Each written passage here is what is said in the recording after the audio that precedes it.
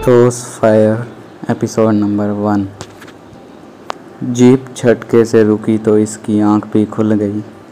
40 घंटों के मुसलसल सफ़र ने इसे थका डाला था और अब तो इसने बाकायदा ऊँघना शुरू कर दिया था, जबकि इसके दोनों साथी गुज़िश्ता 2 घंटों से लंबी तान कर सो रहे थे। ताहिर के लिए मुसलसल हालत बेदारी में रहना तो अब मुमकिन नहीं रहा था, क्योंकि जीप का ड्राइवर और इसका निगहबान शायद बहरे थे, या फिर इन्हें बाकायदा हिदायत की गई थी कि वो एक दूसरे के अलावा किसी से बात नहीं करेंगे।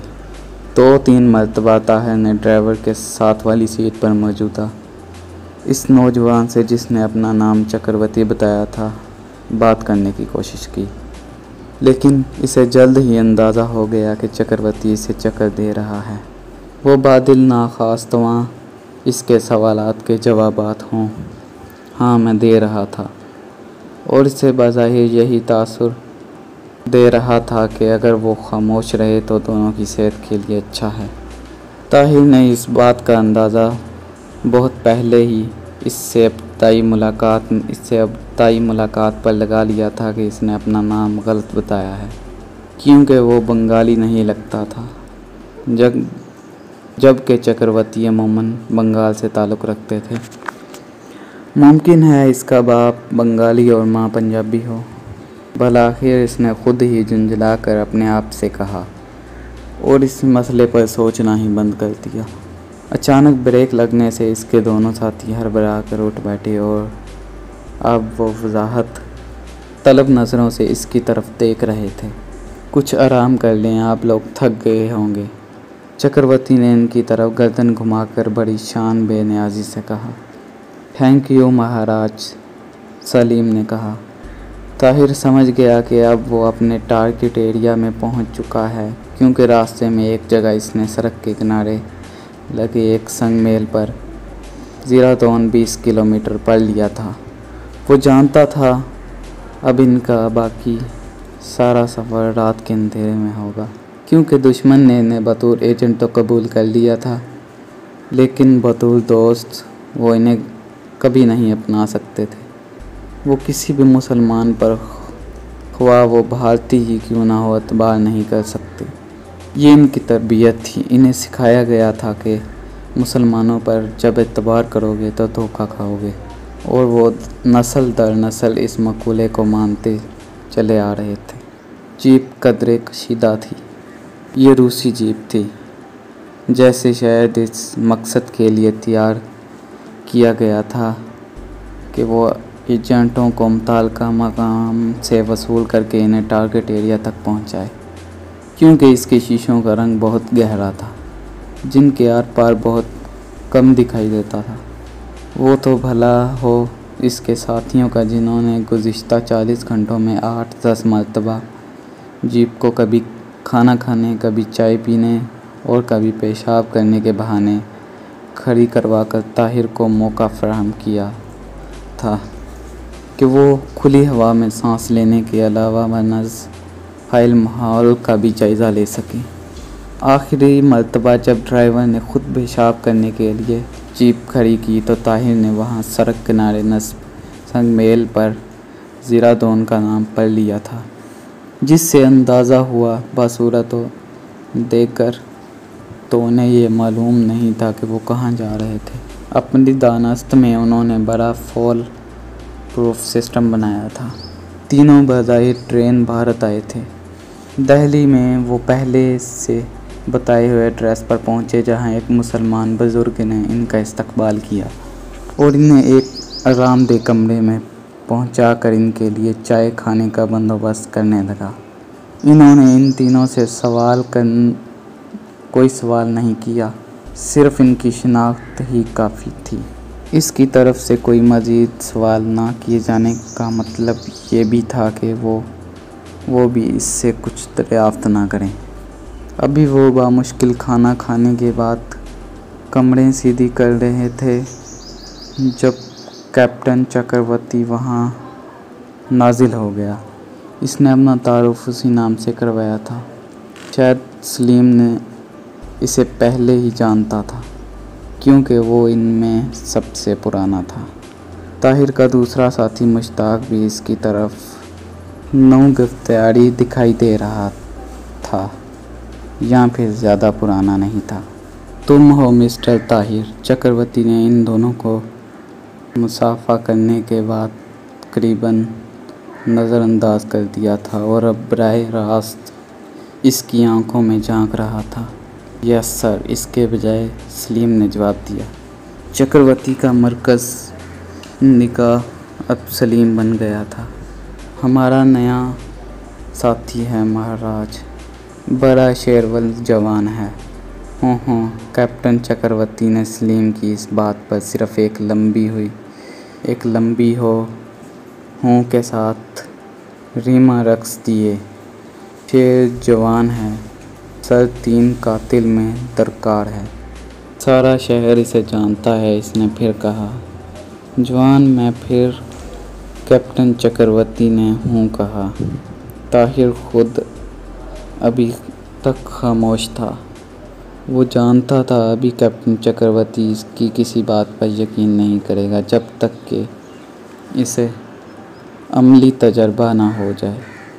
Welcome to India. چکرورتی نے اس کی طرف دیکھ کر بالآخر منافقانہ سے مسکراہٹ اپنے ہونٹوں پر چپکائی۔ میرے خیال سے ہمیں چلنا ہوگا۔ اس کی اگلی بات نے تینوں کو بھوکلا دیا کیونکہ وہ ابھی آرام کرنے کے موڈ میں تھے۔ Enjoy your self. شاید اس نے ان تینوں کا اندیہ بھانپ لیا تھا۔ تھینک یو سر، ہم واقعی بہت تھک گئے ہیں۔ امرتسر سے یہاں تک کا سفر بڑا تھکا دینے والا تھا۔ اس مرتبہ طاہر نے خود ہی جواب دیا۔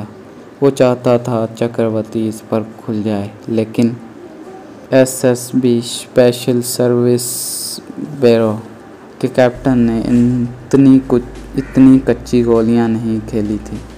ٹھیک ہے، تم لوگ شام تک آرام کرو، رات کو اپنے دوست کو موج میلہ بھی کروا دینا۔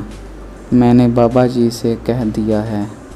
اس نے پھر سلیم کی طرف متوجہ ہوتے ہوئے کہا۔ بابا جی اس بزرگ کا نام تھا جس کے مقام پر انہوں نے قیام کیا تھا۔ یہ مکان دہلی کے ایک مسلم محلے میں تھا اور یہاں بابا جی اکیلے ہی رہتے تھے۔ اب تک انہیں بابا جی کے علاوہ کوئی اور یہاں دکھائی نہیں پڑا تھا۔ یہی ایڈریس نہیں دیا گیا تھا، یہی نام بتایا گیا تھا۔ پہل تو طاہر قدرے حیران بھی ہوا کہ صرف بابا جی کے نام سے وہ کیسے یہاں مطلوبہ بندے تک پہنچیں گے، پھر خود ہی مطمئن ہو گئے۔ اور یہاں پہنچنے کے بعد تو اسے یقین ہوا چلا کہ واقعی اس کا واسطہ بڑے خطرناک لوگوں سے پڑا ہے۔ اب تک وہ اس تنظیم کے دکانداروں سے مل چکا تھا جو اتنے محتاط تھے کہ ان سے گفتگو کے لیے بھی لفظ سوچ سمجھ کر خرچ کرے تھے۔ اس بات کی تو اسے خبر تھی کہ بھارت کی یہ دہشت گرد سرکاری ایجنٹ ہمیشہ وقتی سیف ہاؤس بناتی ہے۔ اس کے راہ کی طرح بھارت کے کسی شہر میں مستقل سیف ہاؤس نہیں تھے۔ یہ لوگ اتنے محتاط تھے وہ اپنے ایجنٹوں کو موصول کرنے کے لیے کوئی ٹھکانہ بناتے اور اگلے ہی روز وہاں سے رخصت ہو جاتے۔ دہلی کے اس قدیم محلے میں انہوں نے طاہر اور اس کے دونوں ساتھیوں کے استقبال کے لیے یہ عارضی ٹھکانہ حاصل کیا تھا۔ ظاہر ہے مسلم علاقے میں وہ کسی مسلمان کی شناخت کے ساتھ ہی رہتے۔ اسے یقین ہو چلا تھا کہ یہ بابا جی بھی کوئی پہنچی ہوئی چیز ہے اور ہرگز مسلمان نہیں۔ یہ ضرور رہے کہ اس کے توراتوار سب مسلمان والے تھے، لیکن طاہر نے جلد ہی یہ بھی جان لیا کہ بابا جی ان سے بات کرنے سے اعتراض ہی برت رہے تھے۔ وہ ان کے کسی بھی سوال کا جواب عموماً ہاں نہ میں دیتا تھا، کسی ممکنہ شک سے بچنے کے لیے جس کا موقع انہیں نہ مل جائے۔ اس سے پھر خاموشی ہی میں مسلط جانی۔ شام ڈھلنے تک وہ لمبی تان کر سوتے رہے۔ بیدار ہونے پر انہیں ایک مرتبہ پھر چکرورتی کی شکل دکھائی پڑی، جس نے ان کے لیے ایک 4 اسٹار ہوٹل میں ڈنر کا بندوبست کر رکھا تھا۔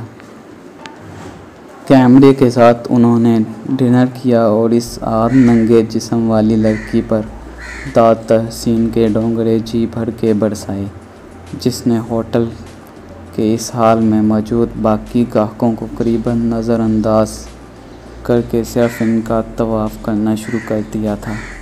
اکثر وہ ناچتے ہوئے طاہر پر جھک جاتی اور اس کے اتنا نزدیک آ جاتی کہ طاہر کو اپنے جسم پر اس کی سانس انگاروں کی طرح چبھنے کا احساس ہوتا۔ یہ بات وہ جانتا تھا کہ یہ سب کچھ یوں ہی نہیں ہو رہا تھا۔ کیپٹن چکرورتی نے دراصل SSB کے چنگل میں پھنسنے والے اس نئے بیٹرے کو اپنے روایتی انداز میں ویلکم کہا تھا۔ عموماً وہ اس جال سے نئے پنچھیوں کو شکار کرتے تھے۔ اس کے دونوں ساتھی بھی یقیناً اسی کی طرح اس کے دم تصویر میں گرفتار ہوئے تھے، اور اب تو وہ اس دلدل میں اترتے جا رہے تھے۔ اس نے کیپٹن چکرورتی کو پہلے ہی ڈنر میں اس بات کا احساس دلا دیا تھا کہ شباب اس کی بہت بڑی کمزوری ہے، اتنی بڑی کمزوری جس کی بنا پر وہ اگر چاہے تو طاہر کے ذریعے اس ملک میں کوئی آفت لا سکتے ہیں۔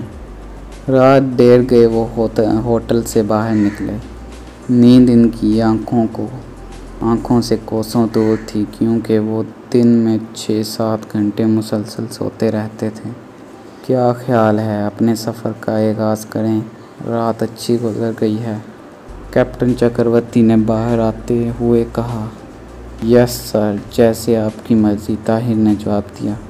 ٹھیک ہے، تم لوگ 10 منٹ میں تیار ہو جاؤ، میں آتا ہوں۔ اس نے تینوں کو اس ٹھکانے پر ڈراپ کیا تھا جہاں بابا جی اس کے منتظر تھے۔ ابھی تک وہ ان کے انتظار میں جاگ رہے تھے۔ طاہر کو باری باری ان کے دربار یوں ہی طرح جھک کر سلام کیا اور خاموشی سے اپنے کمرے کی طرف چل دیا۔ طاہر کو یہ بابا جی کسی الفلیولی داستان پر اصرار کردہ دکھائی دینے لگا تھا۔ اس کی نشست و برخاست چال ڈھال سب تاریخی کتابوں میں لکھے گئے کرداروں سے ملتی جلتی تھی، جو قدیم محلات میں اب کھنڈرات کی شکل اختیار کر چکے تھے، اپنے آقاؤں کی خصوصی خدمات انجام دیا کرتے تھے۔ ٹھیک 10 منٹ بعد یمدوت موت کا فرشتہ کی طرف کیپٹن چکرورتی ان کے سامنے موجود تھا۔ اس مرتبہ وہ ایک بڑی جیپ لے کر آیا تھا۔ تینوں نے اپنے اپنے بیگ اٹھائے اور خاموشی کے ساتھ جیپ نما کار میں بیٹھ گئے، جن کی کشیدہ اور آرام دہ سیٹوں پر بیٹھنے کے بعد وہ اس کے غیر معمولی ہونے کے قائل ہو رہے تھے۔ بظاہر دکھائی دینے والی اس جیپ کو شاید بطور خاص طویل سفر کے لیے آراستہ کیا گیا تھا۔ اگلی سیٹ پر چکرورتی ڈرائیور کے ساتھ بیٹھ گیا۔ تینوں نے اس کے پیچھے جگہ سنبھال لی۔ تینوں الگ الگ سیٹوں پر بیٹھے تھے۔ طاہر اور سلیم آپس میں قدرے بے تکلف تھے، جبکہ ان کا تیسرا ساتھی، جس کی ملاقات ان سے بالکل آخری لمحات میں روانگی کے وقت ہوئی تھی، زیادہ وقت خوش رہ کر ہی گزارتا تھا۔ اس نے اپنا نام مشتاق بتایا تھا، لیکن اس کے چہرے پر ایک ہی نظر ڈالنے سے اس کی بے رحمی کا اندازہ کیا جا سکتا تھا۔ اس کا تعلق ملک کے کسی دوسرے شہر سے تھا جس سے متعلق نہ ہو تو اس نے انہیں بتایا تھا، اور نہ ہی دونوں نے جانے میں دلچسپی ظاہر کی تھی۔ یہاں کسی سے متعلق کوئی بھی جستجو یا تجسس رکھنے کا سیدھا مطلب اپنی موت کو دعوت دینا تھا۔ ان کے ایسے کسی بھی عمل کا مطلب ان کا ڈبل کراس ہونا لیا جاتا تھا، اور یہاں کسی بھی معمولی شبہ کی کم از کم سزا موت تھی۔ دہلی سے غازی آباد اور میرٹھ پہنچ کر کیپٹن چکرورتی نے انہیں ایک سڑک کے کنارے بنے ہوئے ہوٹل سے چائے پلائی۔ تینوں اب تک اونگتے آ رہے تھے، لیکن چائے کا الٹا اثر ہوا۔ کم از کم طاہر تو یہی محسوس کر رہا تھا۔ اس کی دانست میں اس کے دونوں ساتھیوں کو چوکس ہونا چاہیے تھا، جبکہ دونوں تھوڑی دیر بعد لمبی تان کر سو گئے۔ انہوں نے دو الگ الگ سیٹیں سنبھال لی تھیں، جن پر سمٹ سگڑ کر خواب خرگوش کے مزے لے رہے تھے۔ طاہر کی یہ کمزوری تھی کہ اسے دوران سفر نیند نہیں آ جاتی تھی۔ اس کے نزدیک یہ کمزوری ہی تھی، جبکہ اس کے دوسرے ساتھی اس پر رشک کیا کرتے تھے۔ میرٹھ، بجنور اور مظفر نگر سے گزرتے ہوئے وہ شام ڈھلنے پر دیوبند پہنچ گئے۔ اگلا پڑاؤ یہاں پڑا۔ شہر سے باہر ہی محکمہ ریلوے کے ایک شاندار ڈاک بنگلے میں وہ مقیم تھے۔ ڈاک بنگلے میں حیرت انگیز طور پر ان کے علاوہ کوئی اور قیام پذیر نہیں تھا۔ طاہر کے لیے بھارت یا طرح کوئی نئی بات نہیں تھی۔ اس نے بھارت کے مختلف شہروں میں موجود سرکاری ڈاک بنگلوں پر قیام کیا تھا، لیکن یہاں کوئی کمرہ حاصل کرنا، خصوصاً اس طرح کے شاندار ریسٹ ہاؤس کی جگہ حاصل کرنا رواداد ہو جاتا، کیونکہ عموماً ایسے بنگلے مختلف سرکاری افسران کی عشرت گاہیں بنے ہوئے تھے، جہاں وہ رنگ ریلیاں مناتے تھے یا پھر ان پر انہی افسران کے چہیتے قابض رہتے تھے۔ دیوبند شہر کی مذہبی حیثیت ساری دنیا میں جانی مانی ہوئی تھی۔ یہاں کے عظیم و عالیشان مدرسے تو دنیا بھر کے لوگوں کو آنا جانا لگا رہتا تھا، لیکن یہ ڈاک بنگلہ خالی تھا۔ صاف ظاہر ہے کہ اسے آج کی رات بطور خاص خالی کروایا گیا ہوگا، اور محض ایک رات کے لیے ایس بی نے اس بنگلے کو اپنے سیف ہاؤس میں تبدیل کر دیا تھا۔ کیپٹن چکرورتی نے کمال ہوشیاری سے ایک لمحے کے لیے بھی انہیں اس بات کا احساس نہیں ہونے دیا تھا کہ دہلی سے یہاں تک کوئی ایک جگہ بھی ان کے لیے مخصوص تھی۔ وہ اس ڈاک بنگلے میں بظاہر بھارت کے عام شہریوں کی طرح قیام پذیر تھے۔ رات انہوں نے یہاں گزاری۔ صبح دیر گئے تک لمبی تان کر سوتے رہے، البتہ طاہر جو عادت کے مطابق الیہ صبح بیدار ہو گیا تھا، ابھی تک اس نے جان بوجھ کر کروٹ نہیں لی تھی، اور دوسرے کمرے سے اٹھنے والی معمولی آوازوں سے اس نے اندازہ لگا لیا تھا کہ کیپٹن چکرورتی بیدار ہو چکا ہے۔ اب اسے کمرے سے باہر نکلتے قدموں کی چھاپ بھی سنائی دے رہی تھی۔ طاہر دم سادے لیٹا رہا، پھر دبے پاؤں اپنے بستر سے اٹھا اور وہ بلی کی طرح پنجوں پر چلتا کھڑکی کے ساتھ لٹکے پردوں کے نزدیک آ گیا تھا۔ بڑے استجاب سے اس نے پردہ تھوڑا سا چھڑکایا اور شیشوں میں سے باہر موجود لان میں کیپٹن چکرورتی کو ورزش کرتے دیکھنے لگا۔ طاہر خود مارشل آرٹس کا ماہر تھا۔ 3 مختلف سٹائلز میں وہ کراٹے کے اعلیٰ ترین اعزاز حاصل کر چکا تھا۔ وہ اس فن کی باریکیوں سے اچھی طرح آگاہ تھا۔ اس نے بے پناہ جسمانی اور ذہنی صلاحیتوں کو دیکھتے ہوئے اسے اس جہنم بادل ناخواستواں کا کیا تھا۔ کیپٹن چکرورتی کی جسمانی پھرتی اور لپک جھپک پر وہ دل ہی دل میں اسے داد دیے بغیر نہ رو سکا۔ اس کا دل بے اختیار چاہا کہ وہ بھی باہر جا کر اپنا جسم سیدھا کر لے، لیکن وہ رک گیا۔ تھوڑی دیر بعد ان کے دروازے پر دستک ہوئی۔ طاہر نے خود اٹھ کر دروازہ کھولا تھا۔